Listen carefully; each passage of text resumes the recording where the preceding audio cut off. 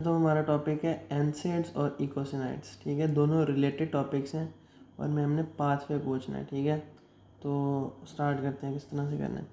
सबसे पहले हमारे पास है सेल मेम्ब्रेन। ठीक है, cell membrane consist of phospholipids.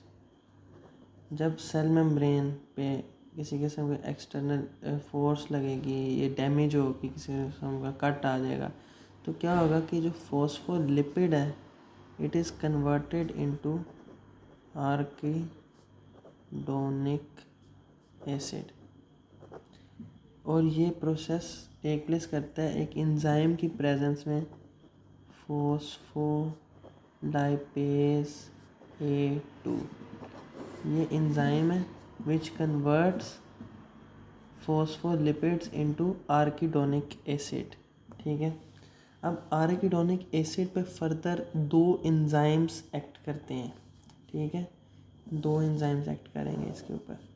एक है साइक्लो ऑक्सीजिनेस, ठीक है, दूसरा है लाइपो ऑक्सीजिनेस। ठीक है, अब साइक्लो ऑक्सीजिनेस एंजाइम जो है ये टू टाइप्स के होते हैं। ठीक है, कोक्स 1 और कोक्स 2। अभी हम लोग कोक्स 2 को देखेंगे। ठीक है, दोनों का इफेक्ट बाद में देखते हैं, लेकिन अभी हम लोग कोक्स 2 को देखें। कोक्स 2 क्या करेगा, इस आर्किडोनिक एसिड को फर्दर इकोसिनोइड्स में कन्वर्ट कर देगा। ठीक है, 3 किस्म के इकोसिनोइड्स में कन्वर्ट करेगा। एक प्रोस्टाग्लैंडिन्स, प्रोस्टासाइक्लिन्स, थ्रोम्बोक्सिन्स। ठीक है, प्रोस्टाग्लैंडिन्स, प्रोस्टासाइक्लिन्स और थ्रोम्बोक्सिन्स। और जो लाइपो ऑक्सीजिनेज एंजाइम है, ये भी एंजाइम है, ये भी एंजाइम है, ये भी एंजाइम है। ठीक है, जो साइक्लो लाइपो ऑक्सीजिनेज एंजाइम है ये भी एक इकोसिनोइड में कन्वर्ट करेगा और इस इकोसिनोइड को हम लोग क्या कहते हैं, ल्यूकोट्राइइन।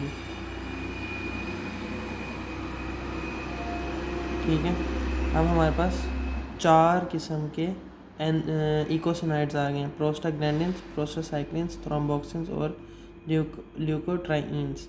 अब इसमें जो प्रोस्टाग्लैंडिन्स हैं, these are involved in inflammation, pain, मतलब जिसम में जो भी फीवर, बीमारी या इन्फ्लेमेशन या जो कुछ भी है वो इन प्रोस्टाग्लैंडिन्स की वजह से है। ठीक है, अभी हम लोग देख लेते हैं कि क्या पाथवेज या फिर प्रिकर्सर्स या फिर मेटाबोलाइट्स, जो भी मैम कह सकते हैं इनको। ठीक है, कि किस तरह से आर्किडोनिक एसिड इनमें कन्वर्ट होता है। ठीक है, प्रिकर्सर्स जो जिस वक्त आर्किडोनिक एसिड है हमारे पास, आर्किडोनिक एसिड ये कन्वर्ट इस पे एक्ट करता है कोक्स 2, तो फिर ये कन्वर्ट हो जाएगा प्रोस्टाग्लैंडिन G2 में, फिर प्रोस्टाग्लैंडिन G2 कन्वर्ट हो जाएगा प्रोस्टाग्लैंडिन H2 में, और फिर ये फर्दर कन्वर्ट हो जाएंगे prostaglandin E2, prostaglandin F2, prostaglandin A2, prostaglandin B2।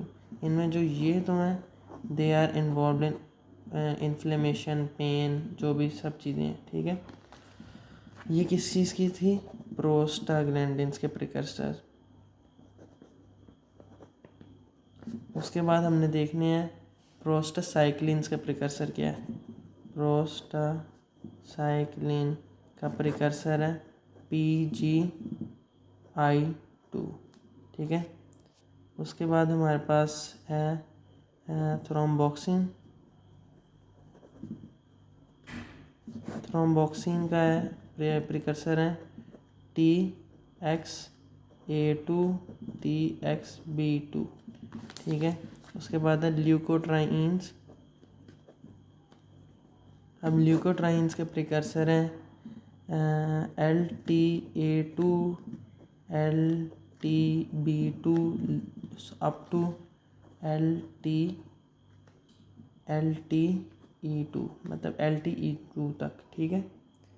ये सारे मतलब LTB2 DC2 D2 और E2 ये हैं ल्यूकोट्राइन्स के। और सबसे इम्पोर्टेंट है इनमें ये वाला प्रोस्टाग्लैंडिन्स जो कि ये वाला है, ठीक है। अब हम देखते हैं एनसेड्स इन पे किस तरह से इफ़ेक्ट करते हैं। अब ये जो साइक्लोऑक्सीनेज एंजाइम है ये आराकिडोनिक एसिड को कन्वर्ट कर रहा है किसमें, प्रोस्टाग्लैंडिन्स में, जो कि सारी पेन इन्फ्लेमेशन के कॉज है। तो अगर ये COX enzyme cyclooxygenase enzyme inhibit हो जाए, इनहिबिशन की वजह से क्या होगा कि प्रोस्टाग्लैंडिन बनेगा ही नहीं और ना पेन होगी, ना फीवर होगा, ना इन्फ्लेमेशन होगी। तो हम लोग इसके लिए क्या यूज़ करते हैं, एनसेड्स, ठीक है, non steroidal anti inflammatory drugs, NSAIDs. तो एनसेड्स जो हैं वो क्या करेंगी, आके COX-2 एंजाइम को इनहिबिट कर देंगी और उससे क्या होगा कि प्रोस्टाग्लैंडिन नहीं बनेगा, तो as a result there will be no pain. और एनसेड्स की एग्जांपल्स में है मतलब पैरासीटामोल, आइबुप्रोफेन।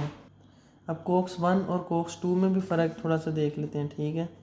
COX-1 COX-2, अब जो COX-1 है ना ये है गुड COX, ठीक है, गुड एंजाइम। COX-2 है बैड एंजाइम, क्योंकि COX-2 जो है ये कन्वर्ट कर रहा था ना आराकिडोनिक एसिड को प्रोस्टाग्लैंडिन में, जिससे पेन वगैरह सब हो रहा था। तो ये बैड है, ठीक है, ये क्या हो गया, बैड। अच्छा, जो COX-1 है ये गुड है। ये इसके क्या काम है, it protects the inner layering या inner lining of stomach. Stomach में ये क्या कर रहा है, स्टमक में protection of inner lining of stomach, ठीक है। उसके अलावा ये ब्लड कोएगुलेशन में भी काम करता है, ठीक है। तो अब होता क्या है कि कुछ एनसेड्स जो है ना ये इन दोनों को इनहिबिट कर देते हैं, कुछ एनसेड्स, ठीक है।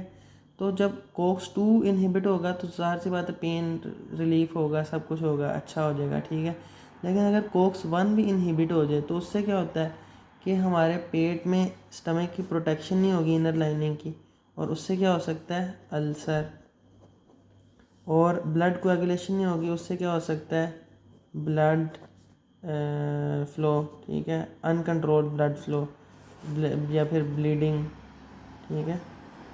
तो बस यही है, ठीक है। इसमें ये एनसेड्स का जिक्र करना है यहाँ पे, ये सारा पाथवेज असल मेन चीज़ है।